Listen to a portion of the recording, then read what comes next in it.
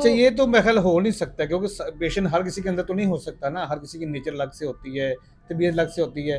और ज़्यादातर हमारे जो मतलब मुआशरा है, क्योंकि पढ़ा लिखा नहीं है ज़्यादा, ठीक है? बिल्कुल, तो लोगों को इंटरफेरेंस करने की आदत होती है, ठीक है ना? बिल्कुल। दरानी हो जाए, जेठानी हो जाए, हुँ, नंद हो जाए या सास भी अगर हो जाए, बिल्कुल। तो वो लाज़मी जो है ना इंटरफेरेंस करने की कोशिश करे 2 हुँ, मियाँ-बीवी के दरमियान में। बिल्कुल। तो ये तो नामुमकिन सी बात है, ये तो सारे ठीक तो नहीं हो हुँ, सकते। अच्छा, इसमें सेक्सुअल लाइफ़ का कितना रोल है? दूसरी शादी करने में मसला क्या है? मैं तो कहता हूँ दूसरी शादी होनी चाहिए बंदे की, एक शादी बीवी से तो गुज़ारा नहीं किसी का भी। पैसे का कितना रोल है इसके अंदर? और ये जो अरेंज मैरिज होती है, जो बड़ों ने रिश्ते तय किए होते हैं, उसमें ये भी एक प्रॉब्लम होती है ना कि बंदा तलाक नहीं ले सकता, अलहदा इख्तियार नहीं कर सकता। क्योंकि अगर जब तलाक की तरफ जाएँगे तो घर वाले मना करते हैं, भई मेरे दादी ने रिश्ता किया था या मेरे भाई ने रिश्ता किया था या मेरा मतलब भाई है, मामू की तरफ रिश्ता हुआ तो मेरा भाई है, तो मैं भाई की बेटी को तुम तलाक क्यों दोगे? हमारे रिश्ते खराब हो हुँ, जाएँगे।